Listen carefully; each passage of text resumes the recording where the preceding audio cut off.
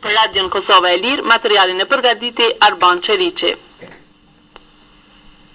Tesut e përkohshme, ndërsa nga administrata, cilën e përfaqëson zoti Hans Hakerup, quhet kornizë ligjore. Shoqata e invalidëve të luftës së ushtrisë së çlirimtarë të Kosovës, pasi që konsideron se me këtë rast po shkilen të drejtat jetike të popullit të Kosovës, të gjakut të dëshmorëve të kombit, të gjymtyrëve të invalidëve të luftës së çlirimtare dhe të gjitha vlerat emancipuese afirmative të shqiptarëve, të cilët për më shumë se një shekull janë diskriminuar nga shtetet slave të Ballkanit, reagon duke shprehur botërisht mospëlqimin e vet.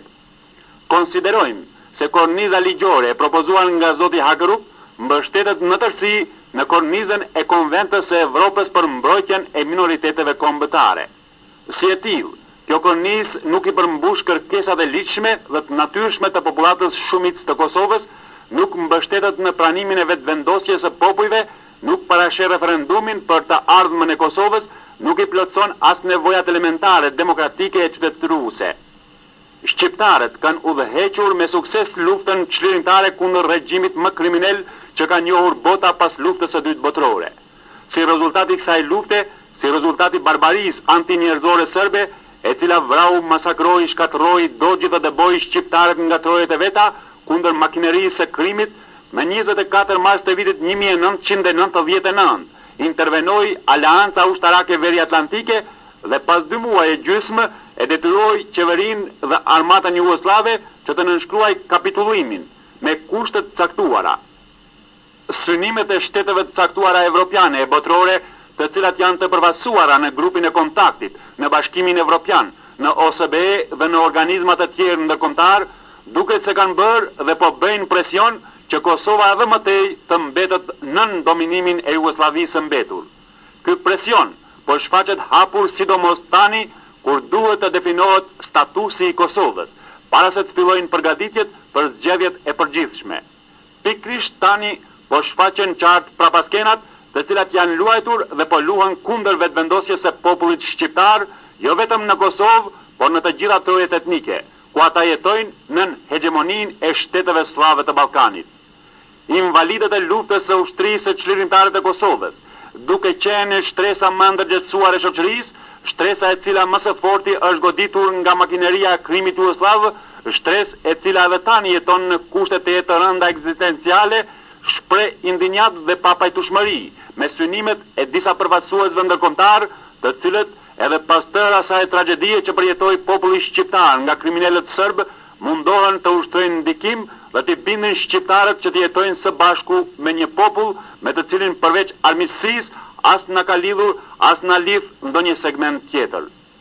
Të kërkosh nga shqiptarët që edhe pas të gjitha tragjedive që kanë ndodhur të jetojnë sërish në dominimin serb, në kohën kur me serbët nuk kanë pajtuar të jetojnë as popujt e një race dhe të një gjuhe, sikur slovenët, kroatët, muslimanët, të cilët po ashtu me luftë e me tragjedi janë ndarë nga Serbia. Kjo është jo vetëm hipokrizi, por synimi i qartë që çon haptas drejt destabilizimit dhe konflikteve të reja. Shqiptarët me asnjë çmim nuk do të pranojnë të jetojnë në një shtet të përbashkët me kriminalët, me masakruesit e fëmijëve tanë, me përdhunuesit më të çmeritur që i njeh historia e njerëzimit. Shoqata e invalidëve të luftës së ushtrisë së çlirimtare të Kosovës konsideron se presioni i një pjese të bashkësisë ndërkombëtare për të detyruar shqiptarët të jetojnë nën dominimin kolonialist serb është presion absurd, i panatyrshëm, i pandërgjegjshëm, antinjerëzor dhe në esencë antiqytetërues. Çdo dokument, çdo që të quhet ai, i cili pretendon ta rikthej Kosovën nën regjimin e kriminalëve të vjetër e të rinj të Beogradit, është i papranueshëm dhe do të jetë burim për fillimin e tragjedive të reja në këtë nënqiell, ku ende nuk janë zbuluar të gjitha varrezat masive, ku ende nuk dihet për fatin e 3500 të zhdukurve, ku ende Serbia dënon shqiptar, ku ende në burgjet serbe ndodhen mira shqiptar. Shoqata e invalidëve të luftës së ushtrisë së çlirimtare të Kosovës do të kundërshtojë me forcë çdo presion kundër popullit shqiptar dhe nuk do të pranojë kurrë asnjë dokument i cili prejudikon mbetjen e Kosovës nën Serbi apo nën Jugosllavi. Dëgjuat reagimin publik të shoqatës së invalidëve të luftës të UÇK-s.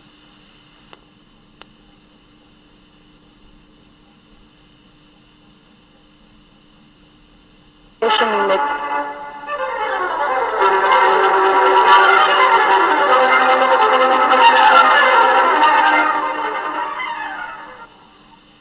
Dëgjues të dashur, lidhur me rrjedhat aktuale në Kosovë dhe sidomos me përpjekjet e qarqeve të caktuara anti-shqiptare për të diskredituar TMK-n, po japim në vazhdim letrën e hapur të kryesisë së shoqatës së invalidëve të luftës të ushtrisë çlirimtare të Kosovës, drejtuar komandantit të trupave të mbrojtjes së Kosovës zotit Agim Qeku, komandantit të gardës së TMK-s, komandantit të inspektoratit të TMK-s, shefit të G2-shit, pranë shtabit të përgjithshëm të trupave mbrojtëse të Kosovës dhe udhëheqësit të bordit të shërbimit policor të Kosovës zotit Sheremet Ahmeti, në të cilën thuhet: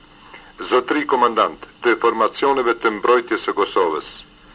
sapo kalon më shumë kohë forcat e armatosura të huaja në kuadër të KFOR-it dhe UNMIK-ut po e ndrojnë karakterin e detyrës së vet si një mision ndërkombëtar i cili po e rrezikon për ditë më shumë paqen relative të arritur pas kapitullimit të ushtrisë serbe në Kosovë.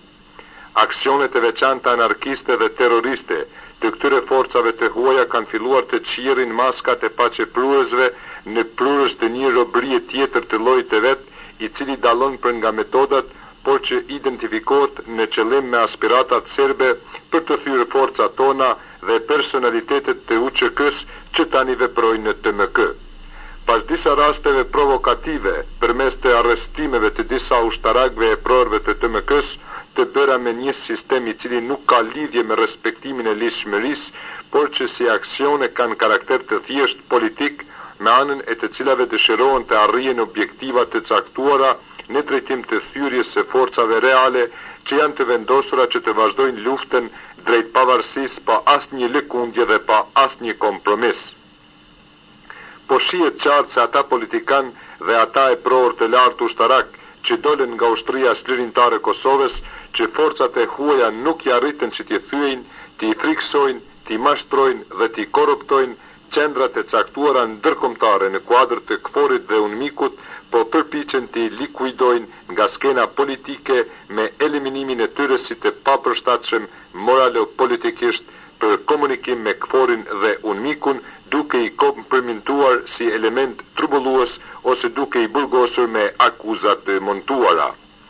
Kemi të drejtë të dyshojmë se në vrasjen e disa personaliteteve politike dhe ushtarake të Kosovës në këtë periudhë, duke e përfshirë dhe vrasjen e komandant Drinit si dhe vënien e eksploziveve në disa vende në Kosovë, i kanë organizuar vetë elementet e caktuara terroriste,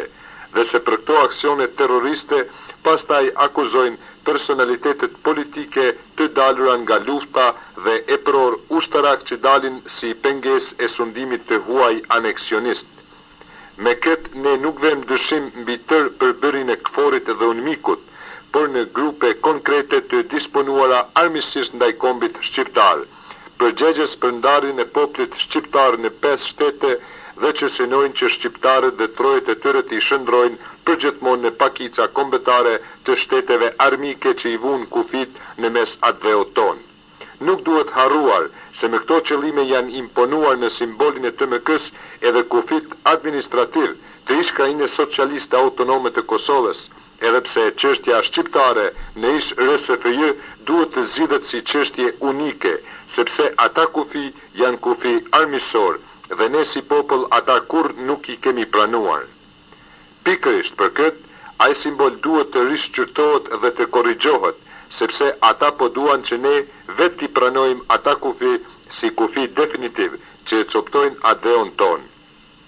Për ata, çështja shqiptare në Ballkan mund të zgjidhet duke e coptuar atë dhe duke e futur në sundimin e huaj,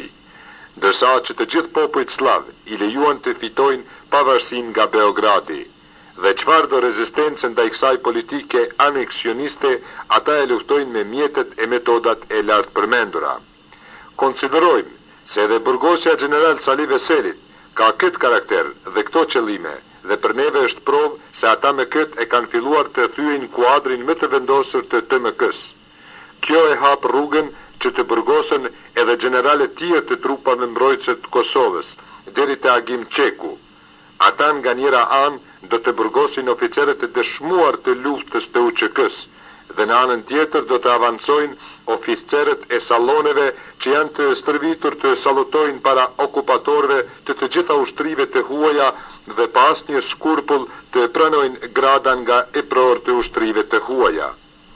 Ne e dim se politika e ka pjesën e përgjegjësisë për rrjedhjen e këtij të ngjarjeve, por për sigurinë e General Sali Veselit apo edhe të eprorëve tjerë të TMK-s, përgjegjësia ju takon formacioneve me të cilat udhëheqin komandantet. Se si u burgos Sali Veseli tregon se atë mund të kidnaponte kushdo që të dëshironte, bile edhe ndonjë grup terrorist serb, sepse atë nuk e ruante askush. Prandaj apelojmë që në të ardhmen të i shfrytëzoni kompetencat e juaja dhe si formacionet e autorizuara edhe për sigurimin e personaliteteve politike dhe ushtarake të dalura nga lufta. Kjo është një nga detyrat që ju e keni për obligim të realizoni. Kërkojmë që të angazhoheni energjikisht për lirimin e General Sali Veselit dhe që në të ardhmen të mos përsëritet kjo pasojqëllësi.